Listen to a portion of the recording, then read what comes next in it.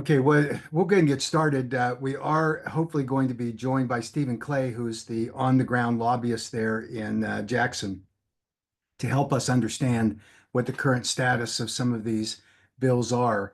And I think that would be very helpful if we can get their on-the-ground perspective. We know that there have been a good number of Kratom bills filed.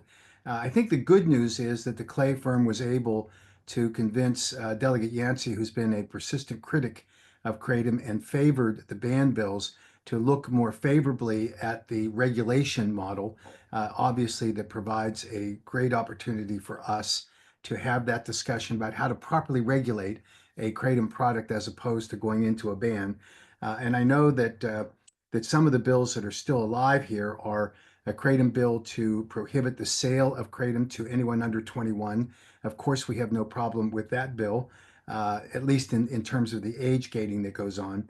Also, there's the bill that has been referred from the House to the Senate that was schedules Kratom as a Schedule 3 under Mississippi law. That one is very problematic. It certainly counters the requirements of the federal law, which only allows for Schedule 3 to be assigned to a drug that has been approved by or reviewed by the Food and Drug Administration. And uh, and then, of course, we have our KCPA bill, which is still technically alive, and we hope will continue to be considered by the legislature. All of you know that this has been a long-standing battle in Mississippi, and it has become so contentious, and people have obviously drilled down to positions that they have taken, despite the fact that there's great evidence that has emerged within the last year that would allow anyone who has an open mind or it is halfway reasonable to be able to actually participate in a discussion where kratom should be viewed as a dietary supplement, botanical supplement that is safe for people to use under proper labeling, and that it doesn't have the safety profile that has been alleged with respect to kratom. And just to give you an idea of some of those, and many of you may have heard this already, and I apologize if I'm repeating for some of you, but the fact is the FDA, in their effort to demonize kratom, everybody knows that they, in 2016, under Factor 6 of the 8 factors that have to be considered by the Controlled Substance under the Controlled Substances Act, the FDA had to make a finding that kratom was dangerous. In fact, it says that specifically they have to affirm that it poses an imminent threat to the safety of the American public. And they did so in both the 2018 and we believe the 2016 and the 2018 recommendations for scheduling made by the FDA to the Drug Enforcement Administration pursuant to the provisions of the Controlled Substances Act.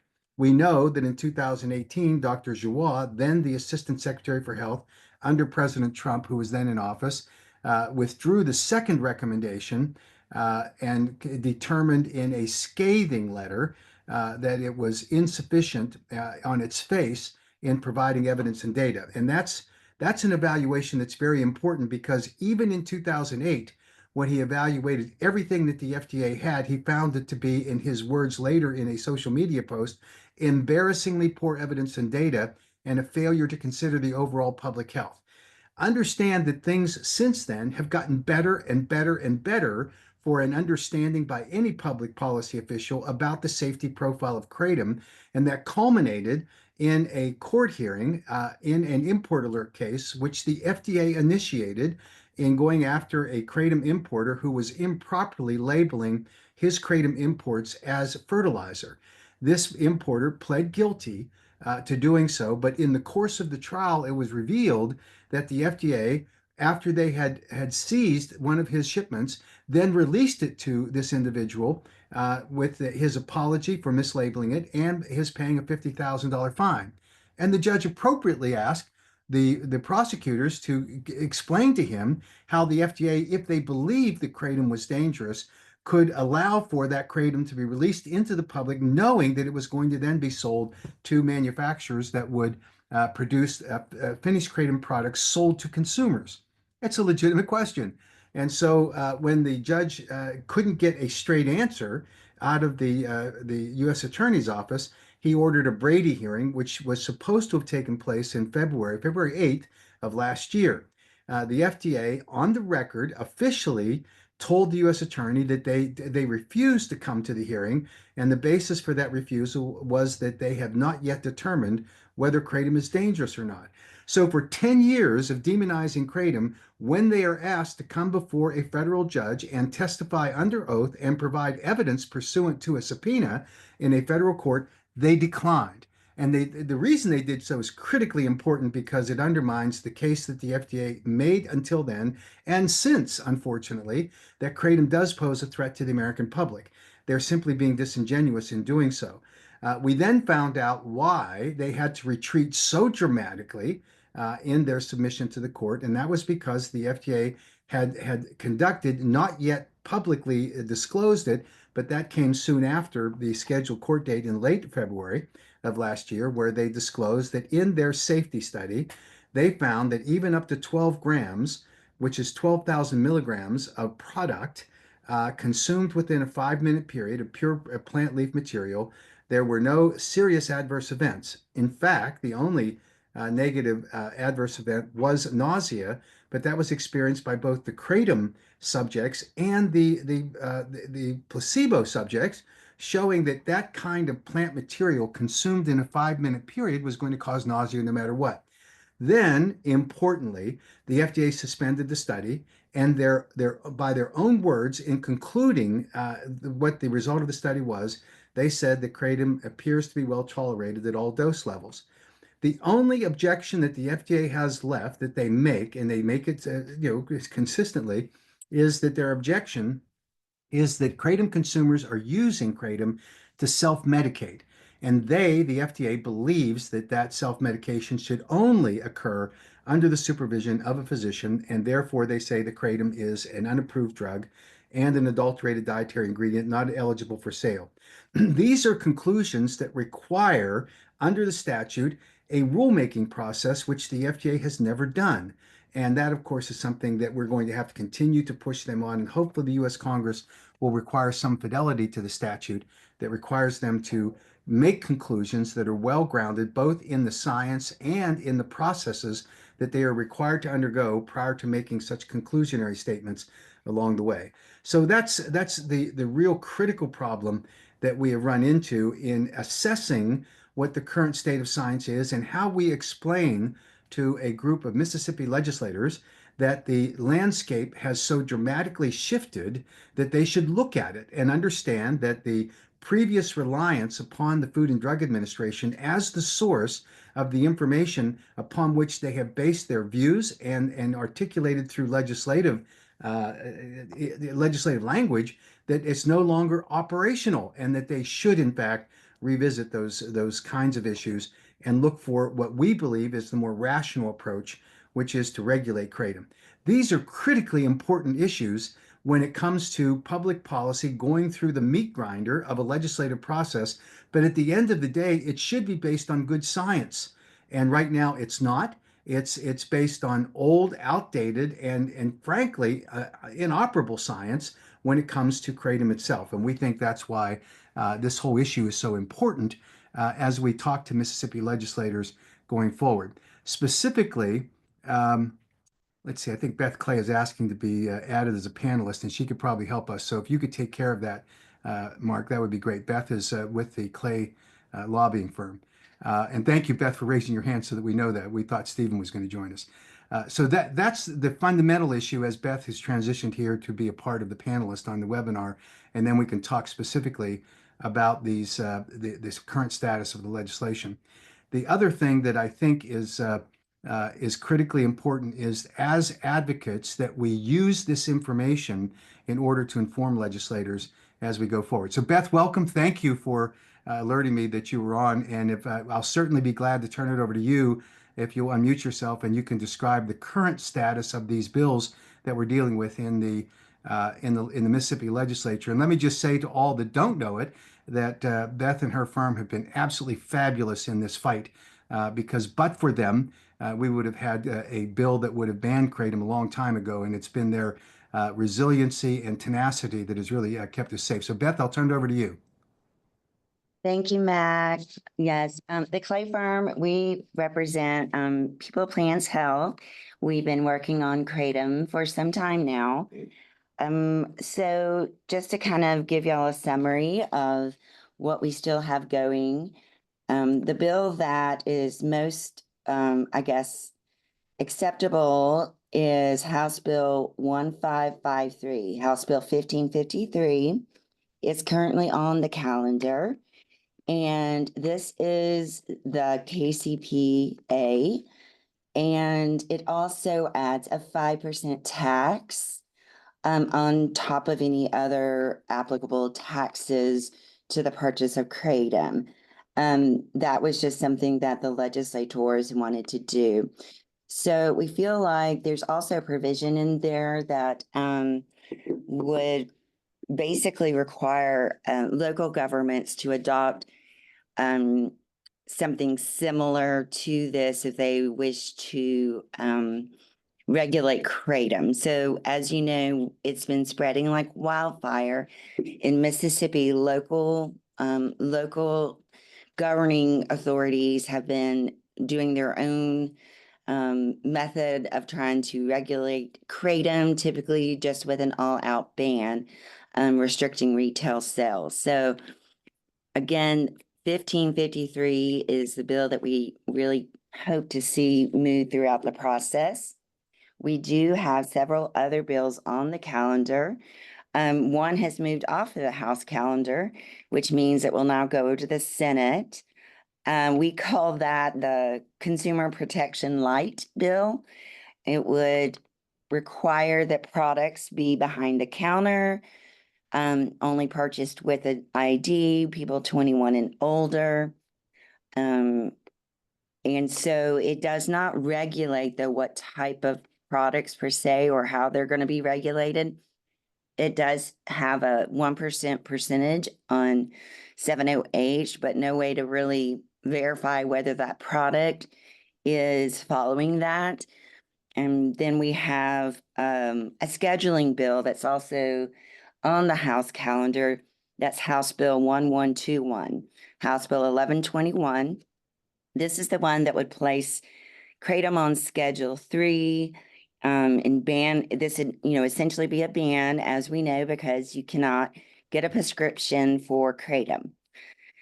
This is the one that we really want to focus on killing. We do not want any of the bills that have the controlled substance schedule still floating around. We would really like for this one to die on the calendar. We are hopeful, like I said, that 1553 will come off the calendar, 1121 will die on the calendar, and then 1077 has already moved off the calendar on the House side. We also have a Senate bill, Senate Bill 2355. It is currently on the calendar, and it places kratom that has contains more than 1% of 7-OH on Schedule 3. The intent was to leave pure kratom on the market, but again, this is problematic in enforcement. There's another bill that may not be on y'all's radar. It is Senate Bill 2354, Senate Bill 2354. This is a bill that would create a screening program at the Department of Health for recreationally used or abused substances. We feel like this is a way to try to target kratom going through the Department of Health. It is currently on the calendar. There was a similar bill in the House that died. We're watching this, and we really do not want the health department in charge of determining what types of substances over the counter are sold in the market. So we also want that one to die. So in the Senate, we're looking at 2356, 2354, and we would prefer if neither one of those came off of the Senate calendar. Great. And Beth, what exactly can these advocates do that would help you in this current paradigm of bills that we're dealing with? I think calling and supporting 1553, that is the one that would be, I think, most fair to the market. Even with the tax on it, we feel like this will help stop the spread of local ordinances. It will allow products to basically have to adhere to good manufacturing and would allow products to be sold. It would not criminalize possession. There would be penalties on retailers, but we feel like this bill has the best framework to work with moving forward. Okay, great. We can obviously do an alert as needed if you can identify when it's timely for advocates to reach out. If we want to trigger that right now, we can do that. This particular webinar is being both recorded and live streamed out, so there'll be many people that may not be able to ask questions that are on live stream. But we'd invite anyone on that has a question that you want to ask. You can certainly put that into the Q&A section and we can answer it. But in terms of the things, Beth, in your opinion, what's the best thing? Is there something people can do right now, this instant, other than support, as you say, 1553, which would be something they could start calling their representatives right now? Is that correct? That is correct. So the deadline for floor action will actually be this Thursday coming up. And so this is very timely as they are considering what bills to bring up on the floor. And so the legislators will be returning to the Capitol on Monday at 2 o'clock. And they will be there all day, Tuesday, Wednesday, Thursday, after that to finish their work. And so we would welcome support on 1553. If you do call, you can remind them that 1121, that's the one that puts it on the kratom, would put kratom on a schedule, would actually criminalize people who possess kratom. And that 1553 would allow good products to still be sold and would not criminalize possession of unadulterated kratom. Okay, so we can obviously do an alert on those two bills and put it out. People that are here now can circulate the word to your friends and neighbors and fellow advocates to make calls. And right now, Beth, you're talking about every member of the House. Are there particular committees that we should be looking at? It sounds like it's on the floor action. So we're It is talking. on floor action. Okay. All right, does anyone have any questions that are on the call here? You can just hit your Q&A button and we're glad to respond to them.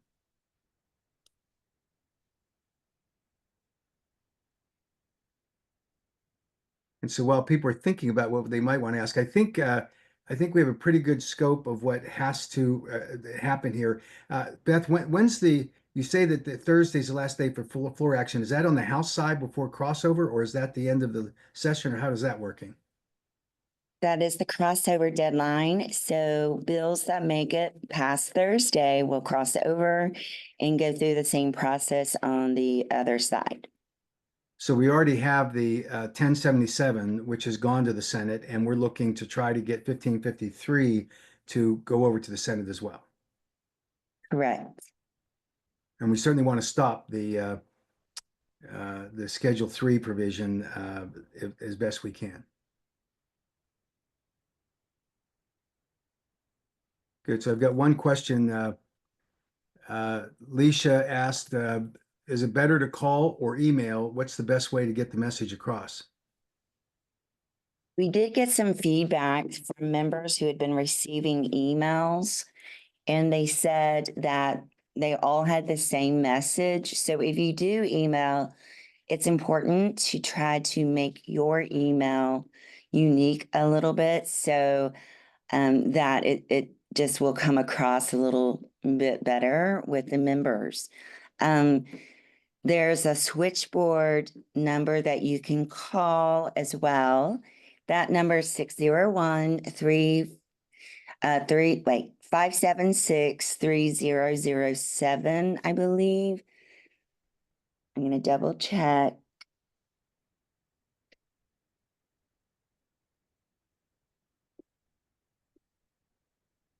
I'm sorry, that number is 601-359-3770. Okay, so that's 601-359-3770.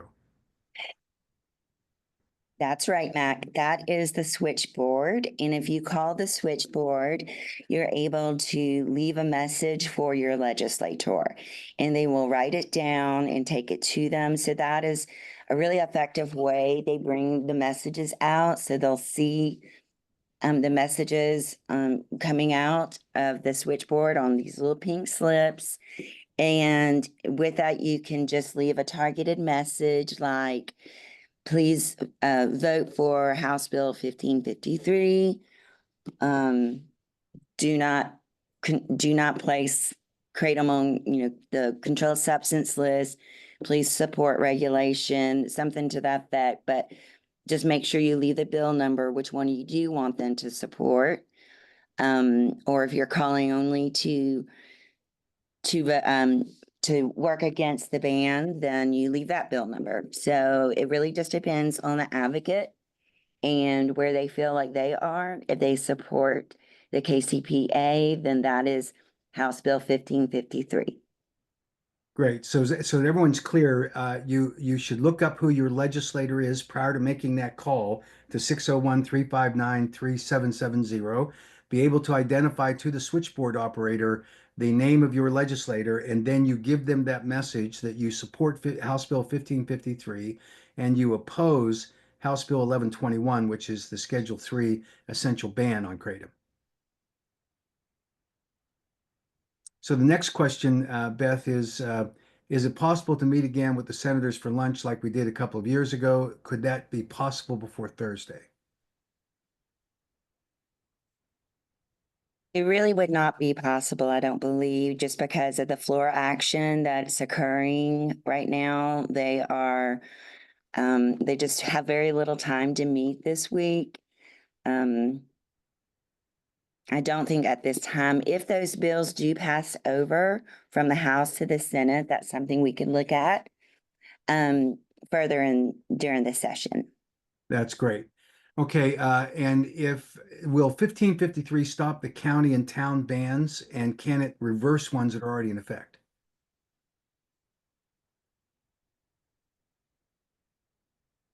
Let me pull that up.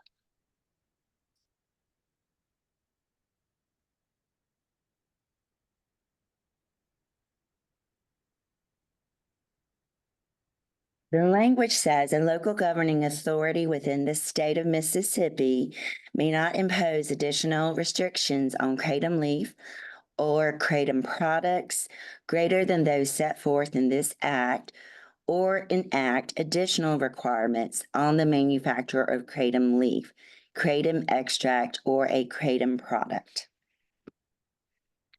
So that seems to stop future ones. I wonder well, it doesn't explicitly say that if any exists, but that might be the precedent, right?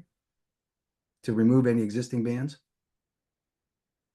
We think we would have to work at the local level after this passed to get the ordinances that have been adopted and get the local authorities to revisit and possibly adopt the KCP Act or just fall underneath the state law.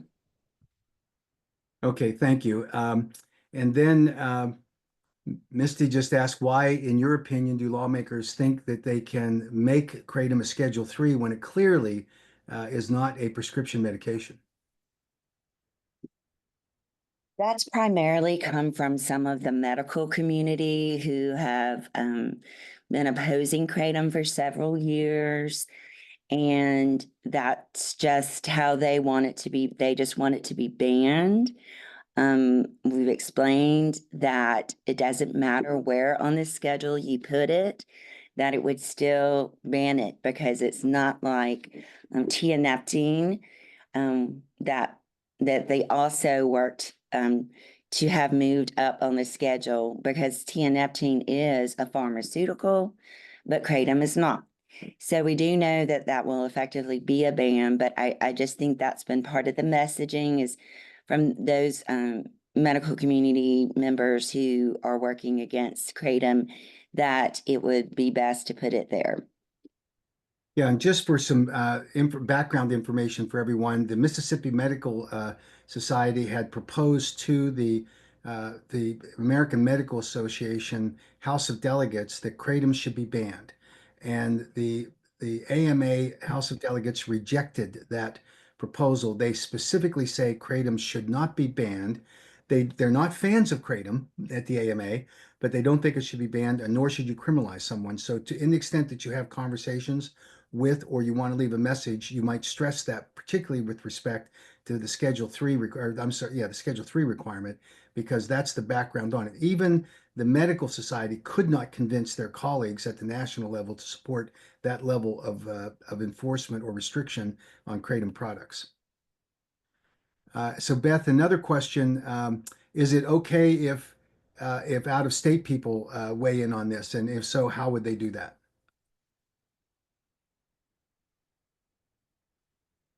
Calling the switchboard and leaving a message for your legislator here in Mississippi would probably be the right way to handle that. Okay. And then let's see. On Senate Bill 2354, the ban would still allow for plain leaf kratom. Is that accurate on that bill? Yes. Okay. Um, let's see. And one recommendation, not a question, the one of the aides, the legislator said that they like it when people ask for a specific course of action rather than just saying for or against something. You want them to say no to a specific legislative package. I think that's important and good advice that we could follow. Um, and Andrew asked, can we safely advocate without being doxxed and targeted? He claims that he's had some very serious threats made against him. What's the information that's conveyed to a legislator? Is that public information?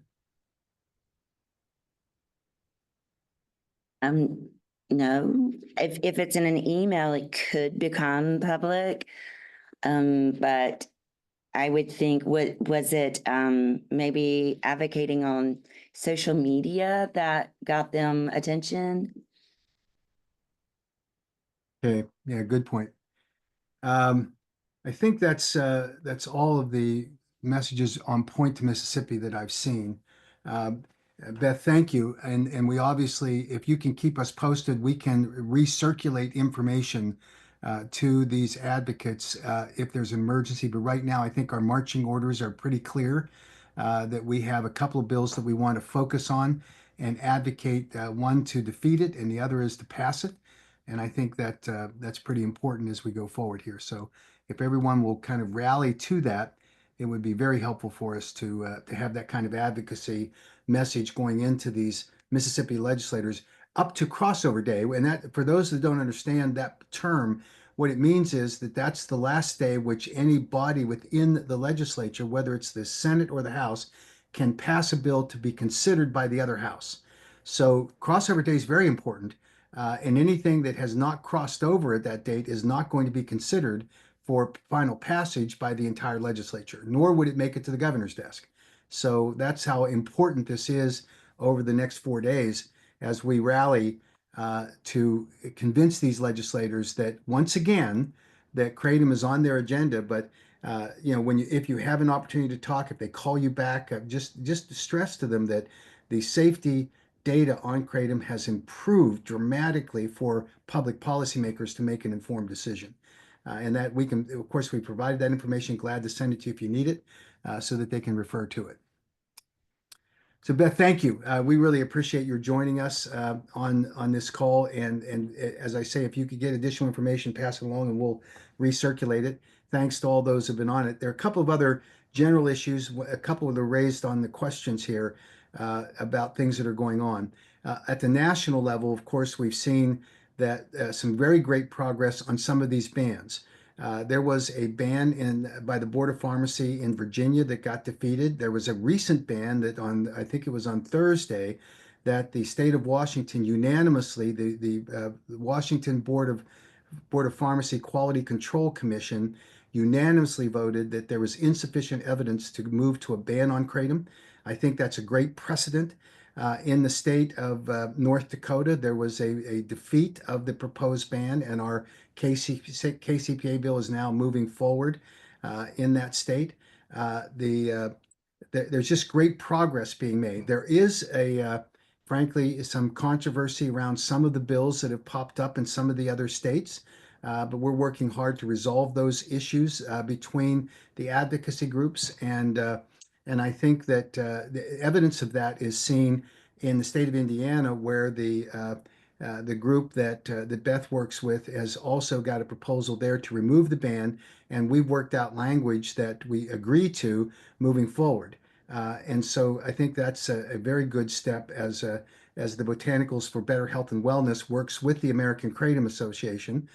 Frankly, we haven't had as good a cooperation with another group that's actively going into the states where the KCPAs have passed and trying to, in their view, amend and they think strengthen them.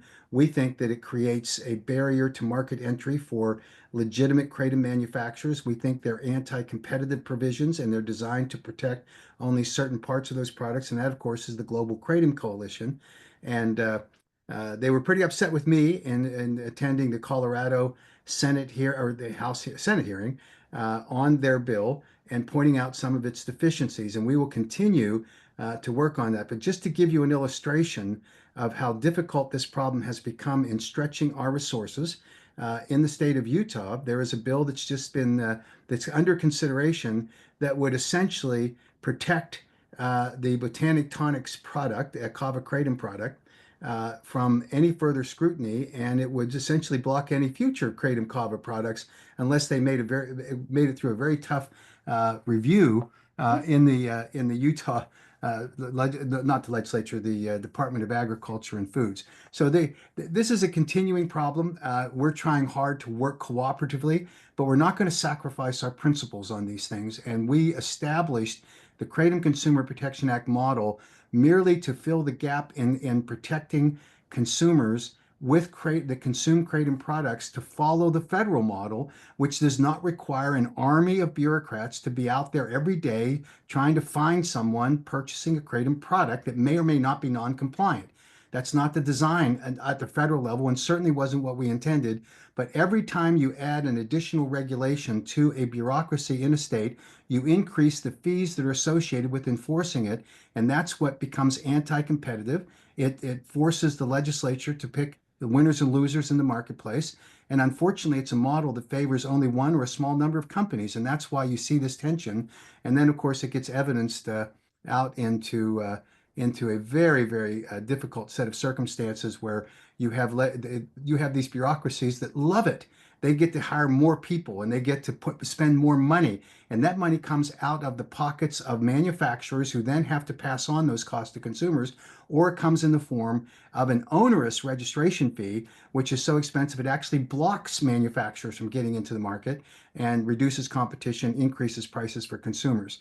On the issue of taxation, I think we can all agree that if that's the way that a state needs, as they're doing in Mississippi, to acquire the funds that are necessary for a proper regulatory framework, then a minimal added tax on kratom products is tolerable. But not if it's going to feed this huge bureaucracy in order to satisfy either a bureaucracy or to eliminate competition in favor of some of these specific manufacturers. That's where we have the problem. And we continue to work hard to try to resolve those issues as we go forward. So I think glad to answer any specific questions if anyone has on that, and you can email me directly or whatever, but we continue to work hard on doing this. Beth, I did see one additional question that I think you can answer. If these bills become effective, what's the enactment date for any bill that is passed in the Mississippi legislature? July 1. July 1st. Okay, thank you. So that helps everyone figure out what the lay of the land is. Very important to defeat these bills in Mississippi that are anti-kratom. and make sure they never make it to that enactment date. That's really the important thing. Sherry Owings asks is if 1553 will limit the amount of metrogene that's in a product. Do you know that answer, Clay, Beth?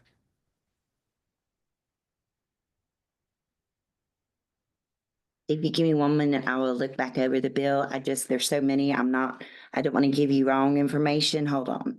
Okay.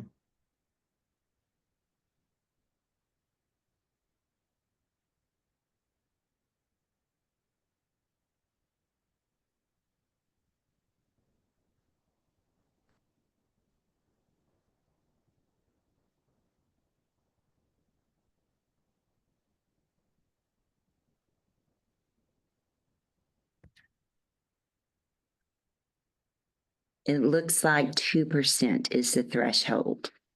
That would be for 7-hydroxymetrogene, correct? Correct. Yeah, metrogene generally is not limited in these bills that I've seen, but I can go back through and look as well. Yeah, I think we're talking about the limit on 7-hydroxymetrogene. And that's, of course, something that we all should be concerned about. The deliberate concentration and synthesized 7-OH products that are acting as though they're kratom products. They are not kratom. Should not be protected by any Kratom Consumer Protection Act. Our threshold for 2% is an upper level limit because we know that nothing in a kratom product would ever exceed that 2% level of 7-hydroxymetrogenine, and anything above that we know is synthesized and therefore dangerous and should not be marketed in any way as a kratom product. It's a continuing battle and a threat to the kratom, the pure kratom industry, and to consumers because it is what the FDA will use as their leverage in order to try another ban request on this. I know there's another question, Beth, and I think I know the answer to this, but I'll let you kind of respond. If this legislation does not permit a local government entity to ban it or to have a specific punishment attached to the consumption of it, we assume that that punishment would have to be vacated because state law doesn't provide for an equal punishment if you purchase a kratom product.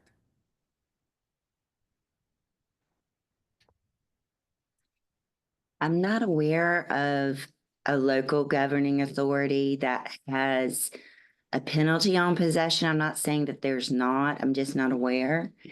I think we'd have to look at this more of ordinances going forward again, and then trying to make sure that we do some work on the ground to get ordinances that have been adopted either vacated or replaced with this act. Yeah, that's great. I know that there are some of the bans, the jurisdictions that do have penalties on it. So we'll have to look at that. That's a great question. Thank you for those who posed it. Um, so just one last comment I'll make and then we can end. Thank you to everyone for being here. There was a question asked about the recent announcement that the country of Sweden has determined that all kratom will be banned. This is a change in policy in Sweden. In the past, they have banned the sale of kratom for human consumption. And now they're saying you can't sell kratom under any pretense there. It's a setback for us because it's based on bad science. It's again looking at inaccurate reports about kratom killing people. That you would think that Sweden would have learned its lesson from back in 2009 when they triggered a worldwide panic about kratom when a product called Krypton was sold that was adulterated with O-desmethyltramadol, which is a very potent opioid antagonist, which is the basis of the chemical we're used to produce the opioid tramadol, and that's what killed them. And yet here they are back at the trough saying that kratom is killing people, and we know based on the science that that is inaccurate. I just attended the fourth annual International Kratom Conference in Florida, and there was an extensive review by toxicologists of why they are unable to make conclusive determinations about kratom toxicity and why the medical examiners who leap to that conclusion are simply wrong. And it's largely because of the FDA's demonization of kratom. But the truth is that the current post-mortem investigations that are conducted and the toxicology screenings that are done with these deaths too often are simply inaccurate. They're not extensive enough. And to just give you an illustration of how difficult this area is and why a medical examiner should not rely upon a drug test is that if the death was actually caused by a novel substance that has not yet been identified, but yet we know are on the streets and it's mixed with kratom, that could be the cause of death. It would not pop on a test screen. And if the death is caused by a concentrated form and highly synthesized 7-hydroxymetrogenine, that particular compound is so unstable that it would wash out before the autopsy was taken and therefore wouldn't even be in the scope of the review. And yet it likely would be, much more likely by significant magnitudes, than metrogenine would be in contributing to or being the cause of any death. And so we continue to see this narrative of misinformation that continues to circulate and impact public policy decisions, including in Sweden. So it's a very difficult thing. We've become aware that that there are several countries who will, at the UN Commission on Narcotic Drugs, the conference of which will be held in the first or second week in March in Vienna, that there is a proposal to once again try to make kratom a banned substance internationally. And that, of course, would trigger the United States to follow as a treaty partner the requirement to review kratom in that context. First off, we're fighting hard to stop that. We did it in 2021 with the science that was available, and the science, as I mentioned earlier, has gotten better. So we're going to be there. We've invited a group of 6 prominent scientists to attend in Vienna to fight back against this narrative. That includes Dr. McCurdy, Dr. Kirsten Smith from Johns Hopkins, Dr. McCurdy's from University of Florida, Dr. Ed Boyer from Ohio State University, Dr. Marilyn Eustace from Thomas Jefferson University, Dr. Jack Henningfield from Johns Hopkins University, and Dr. Darshan Singh from the University of Malaysia, all of whom will be able to make detailed scientific presentations to these delegates to the UN Commission on Narcotic Drugs, and we're hopeful that they will listen and avoid even the spectacle of going back to the expert committee on drug dependence at the World Health Organization along the way. And so that's a fight that is ongoing, but Sweden was a big disappointment to see this. We're going to continue to share information with them right up to the time at which they make this final. But we've tried that and they've simply snubbed us up until now because we've worked in every country where there's been a proposed ban, most recently in the Czech Republic.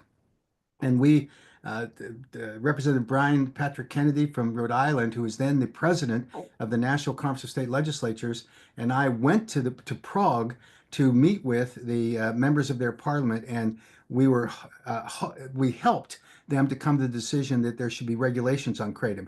Not the kind of regulations that we would like necessarily, but it was better than a ban. And so we have this similar fight at other areas around the country, or around the world. So we're going to continue to work hard on this. Please keep track of these states like Mississippi. We're active in probably 28 states this year. A lot of intense activity, and it goes fast. So please stay alert for any kind of advocacy advisories that we submit to you, and hopefully you'll be able to not have too much fatigue as we go through this because it's really an important area for us to be working together on. Thanks to everyone for attending. This is recorded. We'll have the recording available and we'll reach out to you with updates and ask for you to hopefully respond quickly when necessary in order to impact these legislative proposals. So thanks to everyone. And Beth, a big thank you to you for joining us and giving us this perspective. Thank you, Mac. All right. See you later. Bye-bye.